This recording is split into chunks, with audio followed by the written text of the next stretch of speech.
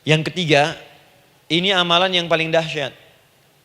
Jadi yang pertama minta dikabulkan. Yang kedua baru istighfar dikabulkan. Yang ketiga nggak ngapa-ngapain dijawab. Artinya baru terbersit, ada keinginan jawab seketika. Amalan yang ketiga ini adalah amalan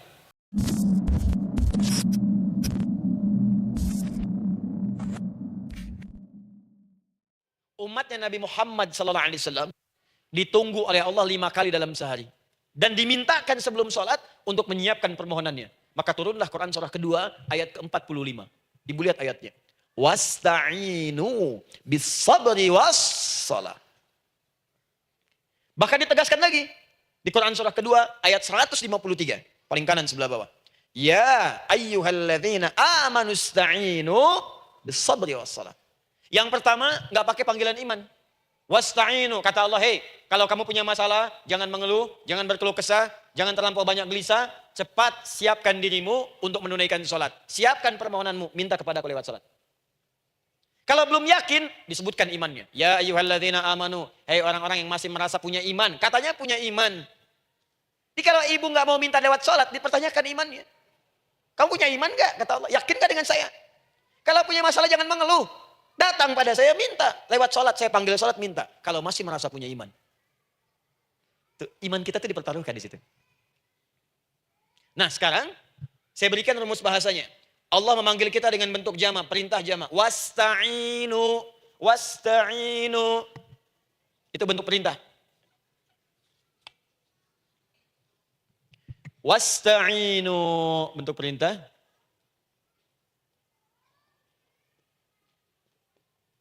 Wasta'inu. Dan jika kalian perhatikan cara menerjemahkannya, dan jika kalian punya persoalan dalam hidup, punya kebutuhan, maka bergegaslah siapkan dirimu untuk minta kepadaku solusi. Wasta'inu, dan mintalah oleh kalian pertolongan, solusi. Bisabri wassalah. Pertama sabar dulu. Sebelum sholat, sabar dulu dengan itu. Tahan dulu. Terima dulu. Jangan mengeluh, terima dulu. Nanti dalam sholat minta solusi. Itu maksudnya. Punya masalah sekarang jam 9 lewat. Sabar, tahan dulu. Koreksi diri, istighfar, nanti zuhur minta. Atau duha sekarang sholat, datang ke masjid, sholat duha minta. Tahiyatul masjid minta sekarang. Sabar, ini sabar terima dulu. Jangan mengeluh, sabar, ingat, terima sabar. Karena Allah mustahil memberikan ujian masalah kalau kita tidak sanggup menerimanya. La yukallifullahu nafsan illa. Saya sering katakan Bu ya, maaf kalau kalimat ini mungkin kurang berkenan. Tapi kalimat ini nyata. Kalau ibu sekarang punya masalah seberat apapun, itu artinya hanya ibu yang sanggup untuk menerimanya. Saya tidak. Betul, karena itu persoalan itu dititipkan kepada ibu, bukan kepada seorang bernama Adi Hidayat. Ibu yang dipercaya. Ya ibu dipercaya oleh Allah, kenapa ibu tidak yakin dengan itu? Karena cuma ibu yang bisa mengatasi. Ibu yang mampu, saya tidak. Karena itu dititipkan pada ibu. Kaidahnya, la yukallifullahu nafsan illa usaha. Allah nggak akan berikan beban ujian masalah kalau dia nggak mampu. Artinya kalau saya nggak mampu, saya nggak dikasih. Ibu mampu, ibu diberi. Jangan mengeluh. Kenapa mesti saya ya Allah? Kamu mampu. Ya Allah, why me? Why not? Kamu yang bisa. Nah sekarang, wassalah setelah terima itu, tapi juga jangan terlampau kepedean. Memang cuma saya yang mampu ya, bikin status. Kemudian sholat, kita akan katakan, ya Allah, Engkau perintahkan saya untuk minta tolong. Sekarang saya akan minta kepadamu. Lalu kita katakan, maaf ya Allah, saya sekarang punya masalah, saya ingin bermohon kepadamu, saya ingin minta kepadamu ya Allah. Saya mohon ya Allah. Maaf Bu ya, maaf ya, sebentar. Ibu kalau punya masalah sedikit atau banyak? Banyak. Yang punya masalah ibu saja atau anak juga punya masalah? Kadang-kadang, bukankah anak yang punya masalah ibu yang minta? Bukankah suami yang punya persoalan ibu yang bermohon? Kan? Karena itu, kalau kita ingin memohon kepada Allah dengan persoalan yang kompleks mewakili yang banyak, maka pertama kalimatnya diawali dengan huruf na. Berarti kami, kita, semua. Jelas ya? Nah, ibu ingin robah kalimatnya minta tolong. Kata Allah, minta kepadaku pertolongan. Wasta'inu. Ibu ingin robah menjadi bentuk permintaan. Rubah kalimatnya menjadi nasta'in. Nasta'in. Nasta'in.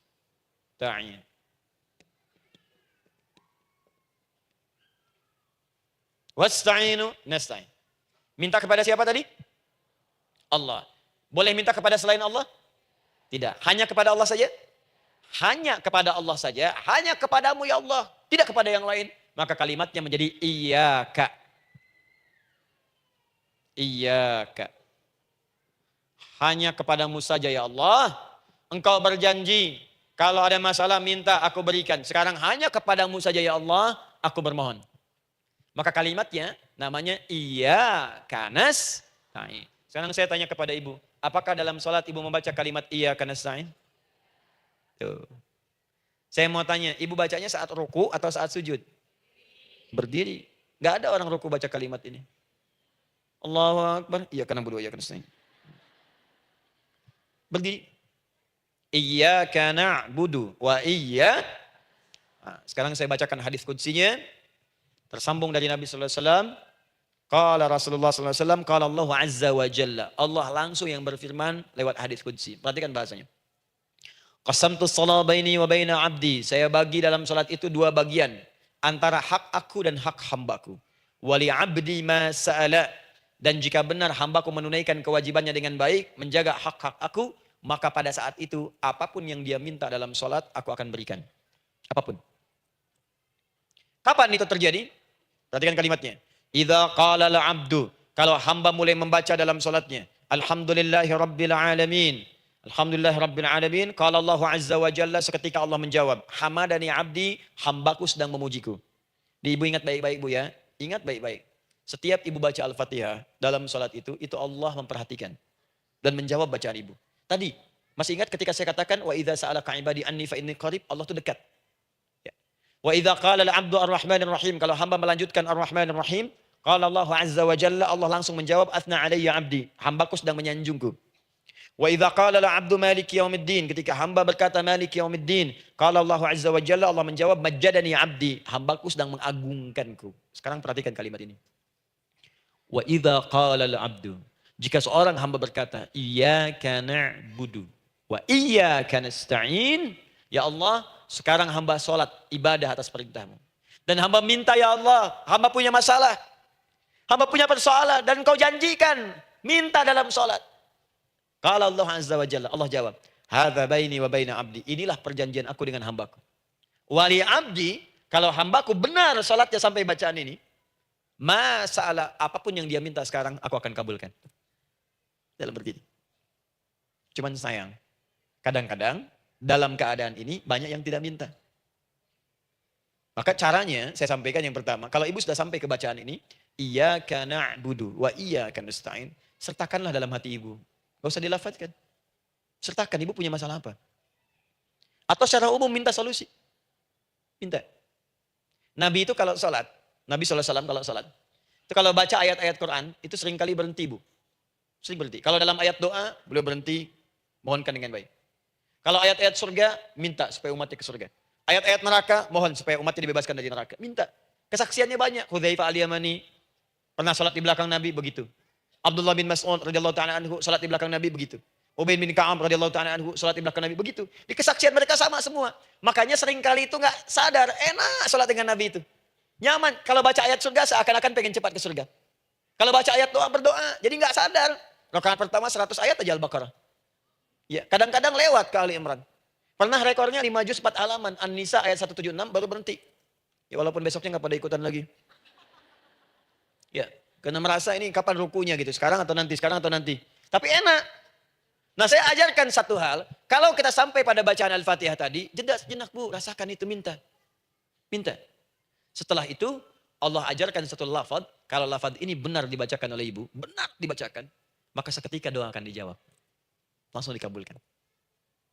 Apa bacaan itu? Nanti dalam pelajaran selanjutnya kita akan bahas ya insya Allah. Masih ada waktu? Oh ya, kalau masih kita bahas ya. Masih.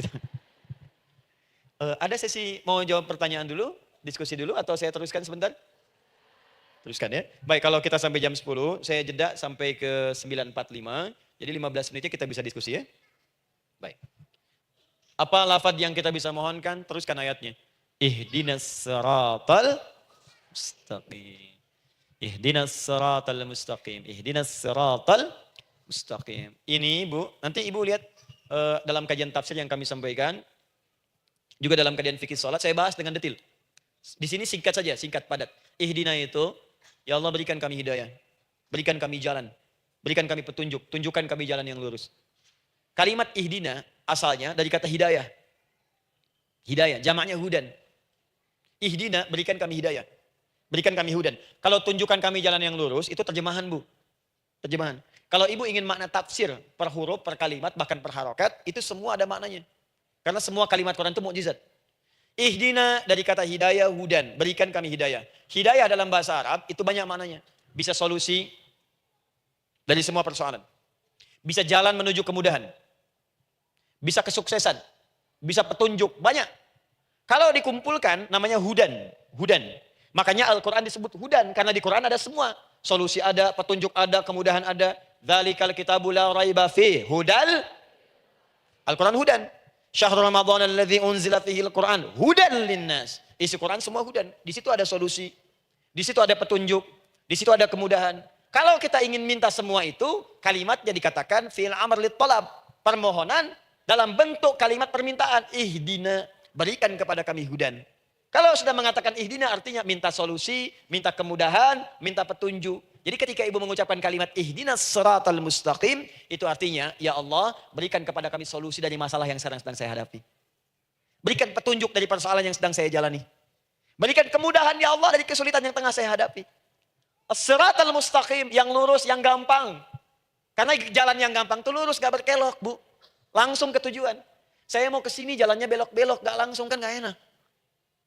Ibu mau ke satu undangan, jalannya belok sini, belok sini, belok sini, belok sini.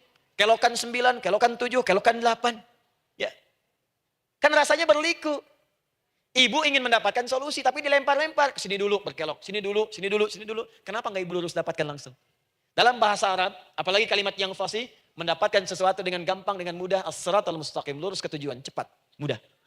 Apalagi surga nanti, tunjukkan kami jalan yang lurus, yang benar. Hak dari Allah dan mudah didapatkan. Itu maksudnya. Ini bukan sekedar tunjukkan jalan yang lurus, solusi yang mudah, yang gampang, yang cepat. Paham di sini ya? Seperti orang-orang dulu mendapatkannya. Siratal ladzina an'amta 'alaihim. Seperti orang dulu mendapatkan semua kenikmatan ketika mereka bermohon kepadamu ya Allah. Siapa mereka? Ada 4 golongan disebutkan di Quran surah keempat ayat 69. Ada para nabi, orang-orang jujur siddiqin, para syuhada dan orang-orang soleh. Ya, wa may yuti'illaha wa rasul fa ulaika ma'al ladzina an'ama Allahu 'alaihim minan nabiyyina was-siddiqina wasyuhada was-shalihin. Para nabi dulu berdoa, ya Allah saya ada masalah dikabulkan. Kita minta ya Allah sekarang saya berdoa, tolong kabulkan seperti nabi-nabi dulu dikabulkan. Nabi Ayub sakit berdoa dikabulkan, kita sakit dikabulkan. Nabi Ibrahim ada ujian dikabulkan. Nabi Ibrahim punya ujian dengan anak, kita ada ujian dengan anak, minta dikabulkan. Anak-anak berselisih, ada yang dendam, yang iri. Seperti anaknya Nabi Yakub. Nabi Yakub berdoa dikabulkan, kita minta dikabulkan. Ada syuhada, berdoa dikabulkan, kita minta dikabulkan. Orang soleh berdoa, minta dikabulkan, kita minta dikabulkan. Ya Allah, seperti engkau kabulkan doa orang-orang dulu yang melahirkan nikmat, mohon kabulkan kami yang minta sekarang dan mendapatkan kenikmatan itu. Itu maksudnya. Ya, siratal ladzina an'amta 'alaihim. Siapa an'amta 'alaihim di sini? Ulaikal ladzina an'amallahu 'alaihim. Sama persis kalimatnya. Minan nabiyyina was-siddiqina wasyuhada'i was-shalihin. Jadi jangan diartikan sebatas terjemahan. Walaupun di musim haji sekarang itu bisa dipakai. Saya tugas 2010 di Mekah. Ada jemaah kesasar, lupa maktab. Kemudian ingin balik, nggak tahu jalan. Dia ketemu askar. Askar nggak bisa bahasa Indonesia, dia nggak bisa bahasa Arab.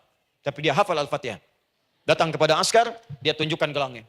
Pak, ihdinas siratal mustaqim. Tunjukkan saya jalan yang lurus. Tunjukin gelang. Askar nggak bisa bahasa Indonesia. Dikasih bahasa Arab nggak paham-paham. Tapi askar ini pun cerdas. Dia tunjuk, dia lihat gelangnya. Oh, maktab sana. Siratal ladzina an'amta 'alaihim ghairil maghdubi 'alaihim waladdallin. Lurus, jangan belok-belok. Kalau belok nanti engkau tersesat atau dicaci maki orang. Maghdub ya dicela orang. Dhalin tersesat, kan? Jangan dicela, jangan sesat, lurus. Tapi kalau dalam berdoa dalam sholat minta di hati hadirkan. Jelas ya? Itu posisi pertama. Jadi pertama minta lewat sholat. Yang kedua cepat rajin istighfar, Bu. Saya cepat ya, rajin istighfar. Saya ada 7 menit lagi. Ibu rajin istighfar. Astaghfirullah, astaghfirullah, astaghfirullah, astaghfirullah. Itu yang paling singkat. Astaghfirullahaladzim, astaghfirullahaladzim, astaghfirullahaladzim. Itu yang menengah. Astaghfirullahaladzim alladzi la ilaha illa huwal hayyul qayyum wa natubu ilaihi. Astaghfirullahaladzim alladzi la ilaha illa huwal hayyul qayyum wa natubu ilaihi. Astaghfirullahaladzim alladzi la ilaha illa huwal hayyul qayyum wa natubu ilaihi. Itu yang cukup panjang. Ibu rajin istighfar. Orang yang rajin istighfar itu di antara yang disebutkan dalam riwayat-riwayat adalah orang-orang yang cepat dijawab doanya. Hanya dengan istighfarnya. Jadi dia tuh punya keinginan, dia nggak katakan. Jadi keinginan di benaknya dia, terus dia istighfar. Astagfirullah, astagfirullah, astagfirullah. Itu kalau benar rajin istighfar, seketika dikabulkan. Cepat. Ada seorang yang hidup, itu Kang Roti. Di zaman Imam Ahmad bin Hanbal. Saya pernah kisahkan ini di beberapa keadaan. Orang ini, itu ahli istighfar. Jadi maaf ya Bu ya, bukan istighfarnya pas ada keperluan aja, bukan. Ada ta'lim ustaz tadi, sab pertama, astagfirullah, astagfirullah, astagfirullah, bukan. Besok ada arisan, astagfirullah, astagfirullah, bukan. Bukan ada keperluan, istighfar bukan. Orang ini membiasa istighfar. Jadi setiap mengerjakan apapun dia istighfar. Mau minum, bismillah, astagfirullah, astagfirullah. Dia setiap buka adonan, astagfirullah, astagfirullah. Nah satu ketika, Imam Ahmad itu nggak tahu kenapa, pengen datang ke daerah itu. Ya kalau misalnya ibu tinggal di Cicahem, misalnya kan Imam Ahmad tiba-tiba pengen ke Cicahem aja. Terus karena lelah, mampir ke masjid. Istirahat di dalam masjid. Tiba-tiba kata penjaga masjidnya, DKM-nya, marbotnya, ya Syekh, idhab, pergi, nggak boleh tiduran di sini. Kata Imam Ahmad, saya kan cuma numpang istirahat, nggak boleh keluar. Dan dia nggak tahu kalau itu imam besar. Dan Imam Ahmad itu sudah populer Bu, sangat famous, familiar. Cuman orang kan nggak pernah lihat wajahnya, dulu kan nggak ada Facebook, nggak ada Instagram, nggak ada handphone, nggak ada apa-apa. Jadi kalau orang terima Ahmad, ya Ahmad aja kemana-mana. Oh, ada Imam Ahmad, Imam besar, Imam Syafi'i, Imam besar. Tapi nggak pernah lihat. Sekarang kan udah kelihatan. Ya, udah kelihatan, sekarang banyak. Makanya orang dulu itu senang begitu tahu, dikasih tahu, Nabi aja ke Madinah Bu, gak ada yang tahu kalau itu Nabi Muhammad kalau belum pernah lihat. Karena beliau di bawah, Abu Bakar di atas. Abu Bakar kan naik kan, untanya Nabi. Nabi Muhammad pas di bawah gantian tuh di jalan. Orang mengira yang di atas unta Nabi Muhammad. Padahal Nabi Muhammad yang jalan kaki, gak kelihatan.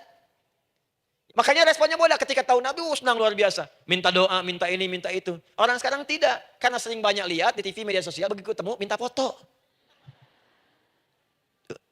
Ini lain kisahnya, nggak tahu dia, pergi keluar. Kata Imam Ahmad, ya sudah, keluar beliau, nggak mau ribut. Istirahat di luar, di pelataran. Di sini juga nggak boleh. Lihat kalimatnya, barwah, keluar, pergi. Barwah itu kasar Bu. Begitu kemudian di debat lagi, saya cuma di luar. Rawah. Rawah itu dari kata roh Bu, itu paling kasar. Artinya keluar dengan roh-rohnya sekalian. Rohnya pun jangan di sini. Ya. Jadi kalau ibu nanti di Masjidil Haram misalnya kan, ada kalimat itu artinya kesel Bu askarnya. Ya, keluar. Misalnya, idza bi anti. Enggak mau, saya mau di sini. Ya. Barwa, pergi. Sampai ke roh dengan roh-rohnya. Itu artinya ibu disuruh pergi.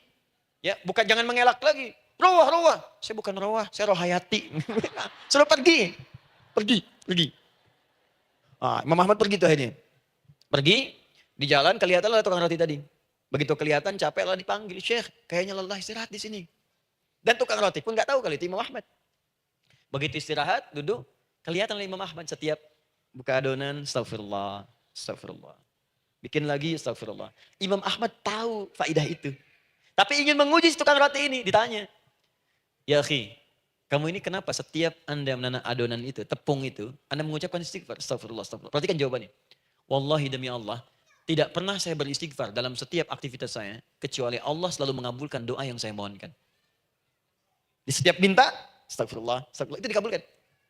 Cuman satu yang sampai sekarang belum terkabul. Apa itu kata Imam Ahmad? Saya ini selalu bermohon kepada Allah, ya Allah, mohon sebelum saya wafat, atau setelah ia wafat, pertemukan saya ya Allah, dengan Imam Ahmad bin Hanbal.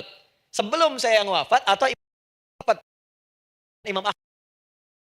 Kata Imam Ahmad, astagfirullah. Allahu Akbar. Itu mungkin yang memperjalankan saya kemari. Tiba-tiba pengen ke sini, sampai diusir keluar dari rumah Allah dari masjid, sampai di sini karena istighfar Anda. Sayalah Imam Ahmad bin Hanbal. Astagfirullah. Imam Ahmad ke situ datang. Tolong jangan lakukan pada saya. Salah di hidayat ya Allah. Astagfirullah. Saya jawab lagi dari sana. La haula wala quwata illa billah. Ini istighfar. Nah, kapan istighfar yang baik? Istighfar yang baik dilakukan setelah tahajud sebelum fajar. Saya ulang ya.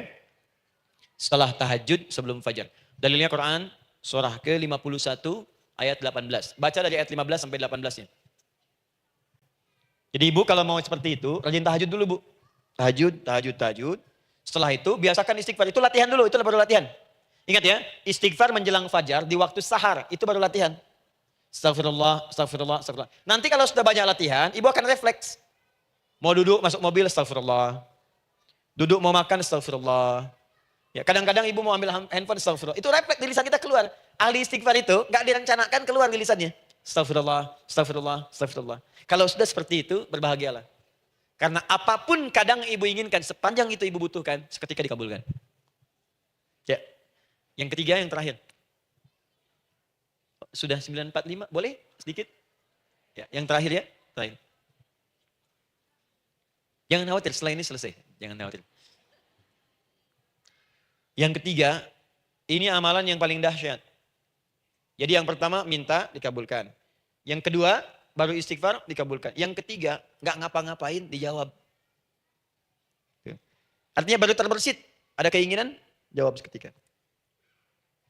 Amalan yang ketiga ini adalah amalan yang dikerjakan karena cinta kepada Allah Subhanahu wa taala.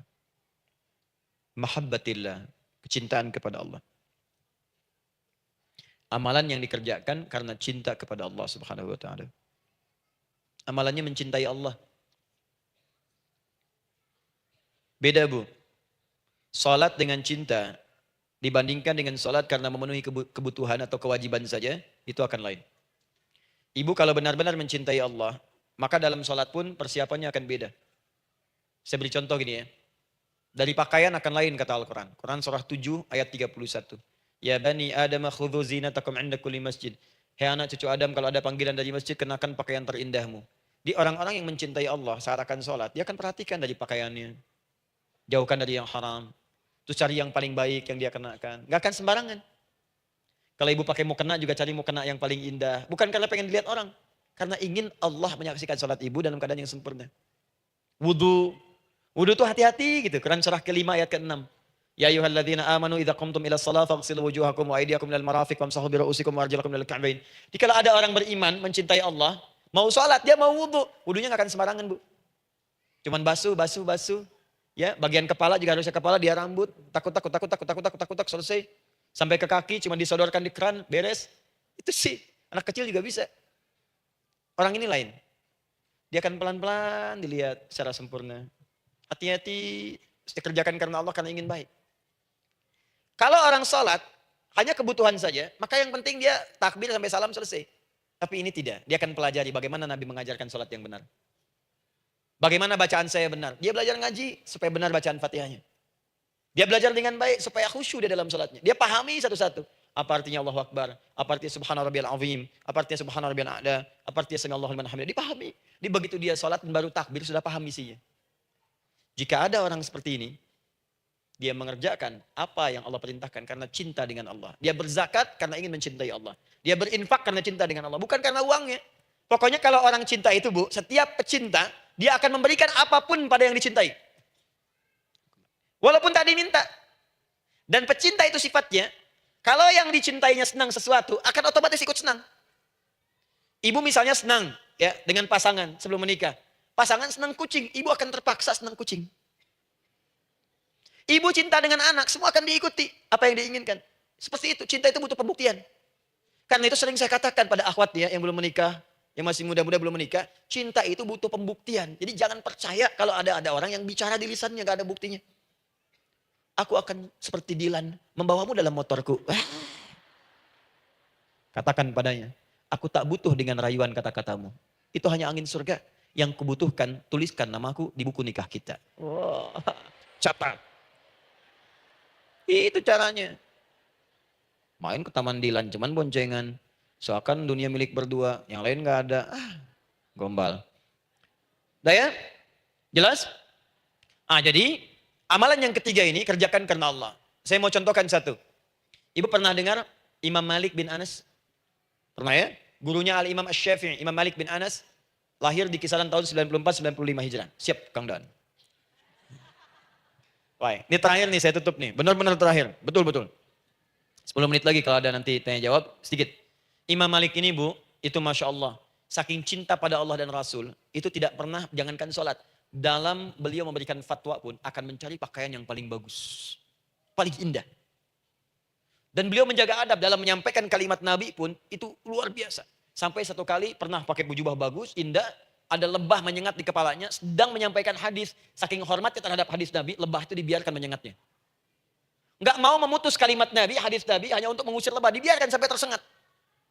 Apa yang Allah berikan kepada beliau? Allahu Akbar. Satu kali singkat, berdiskusi dengan muridnya Imam Asy-Syafi'i. Kata Imam Asy-Syafi'i, ya guru, setahu saya rizki itu dicari dulu baru dikasih.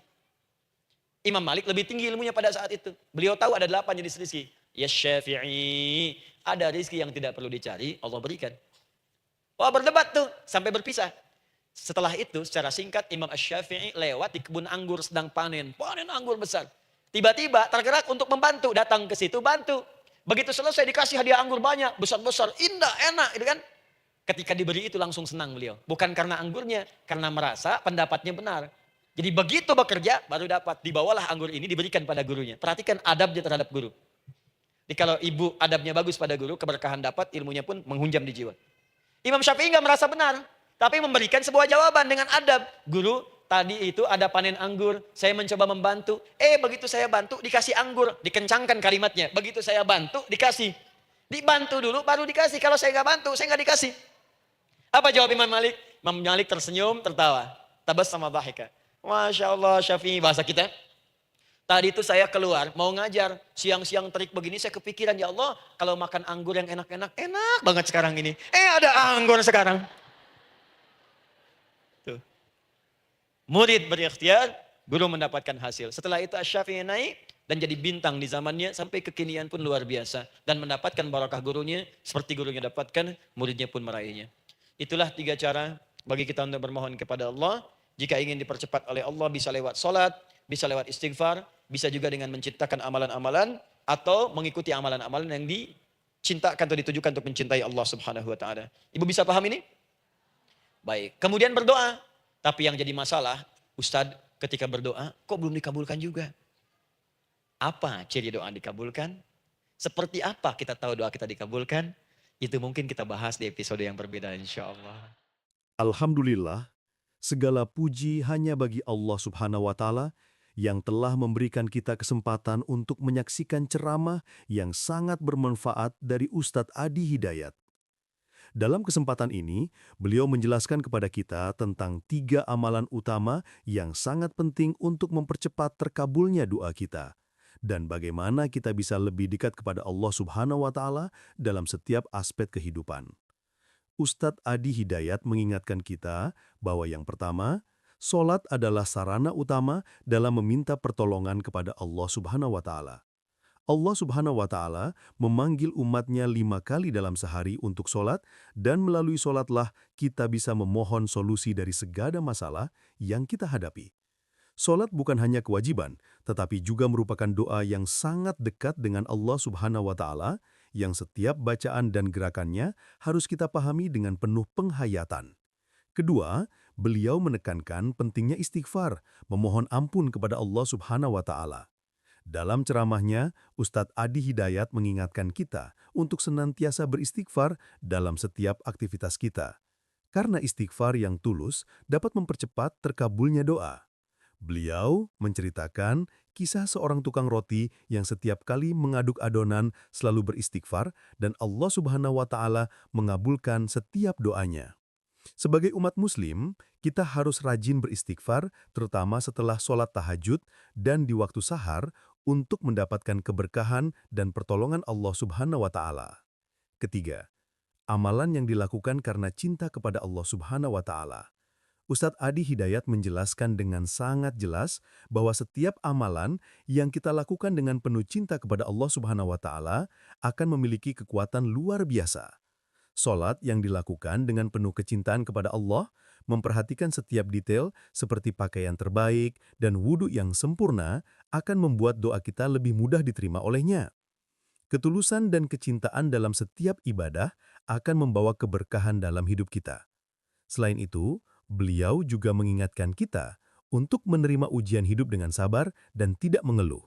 Setiap ujian yang datang adalah bukti bahwa Allah Subhanahu wa Ta'ala percaya bahwa kita mampu menghadapinya. Allah Subhanahu wa Ta'ala tidak akan memberikan ujian melebihi kemampuan hambanya, dan kita harus yakin bahwa kita diberikan ujian tersebut karena hanya kita yang mampu untuk menyelesaikannya. Oleh karena itu, kita harus bersabar, beristighfar, dan memohon pertolongan Allah dalam sholat. Ustadz Adi Hidayat juga menjelaskan tentang makna dari doa dalam surah Al-Fatihah, khususnya ayat Ihdina, yang berarti berikan kami petunjuk. Ketika kita mengucapkan ihdina dalam sholat, kita memohon petunjuk, kemudahan, dan solusi dari Allah Subhanahu wa Ta'ala untuk setiap masalah yang kita hadapi. Ihdina juga berarti memohon jalan yang lurus dan mudah tanpa ada kesulitan yang berarti. Ini adalah permohonan agar Allah memberikan jalan yang terbaik bagi kita di dunia dan akhirat. Semua amalan ini, jika dilakukan dengan penuh penghayatan, keyakinan, dan kecintaan kepada Allah Subhanahu wa Ta'ala, akan mempercepat terkabulnya doa kita. Ustadz Adi Hidayat mengajarkan kita bahwa 3 amalan utama yang dapat mempercepat terkabulnya doa adalah meminta langsung kepada Allah Subhanahu wa Ta'ala melalui sholat dengan penuh penghayatan, rajin beristighfar dalam setiap aktivitas sebagai wujud kesadaran dan pengakuan akan dosa-dosa kita, melakukan segala amalan dengan penuh cinta kepada Allah Subhanahu wa Ta'ala, tidak hanya sebagai kewajiban, tetapi sebagai bentuk kecintaan kita kepadanya. Akhirnya, marilah kita semua berusaha untuk meningkatkan kualitas ibadah kita, selalu berdoa dengan penuh keyakinan, dan mendekatkan diri kepada Allah Subhanahu wa Ta'ala melalui sholat, istighfar, dan amalan-amalan yang kita lakukan dengan penuh cinta kepadanya. Semoga Allah Subhanahu wa Ta'ala senantiasa memberikan petunjuk, kemudahan, dan pertolongan kepada kita dalam setiap langkah kehidupan kita. Jika Anda merasa video ini bermanfaat, jangan lupa untuk like, share, dan subscribe channel ini agar lebih banyak orang yang bisa mengambil manfaat dari ceramah yang luar biasa ini. Mari kita sebarkan kebaikan dan ilmu yang bermanfaat untuk umat. Dan yang paling penting, marilah kita bersama-sama mendoakan Ustadz Adi Hidayat agar selalu diberikan kesehatan, kekuatan, dan keberkahan dalam menyebarkan ilmu yang bermanfaat bagi umat. Tuliskan doa Anda untuk beliau di kolom komentar. Semoga setiap doa yang kita panjatkan untuk beliau dijawab oleh Allah Subhanahu wa Ta'ala dengan kebaikan yang berlipat ganda. Terima kasih telah menonton hingga akhir. Semoga Allah Subhanahu wa Ta'ala selalu memberikan petunjuknya kepada kita semua dan mempercepat terkabulnya doa-doa kita. Wassalamualaikum warahmatullahi wabarakatuh.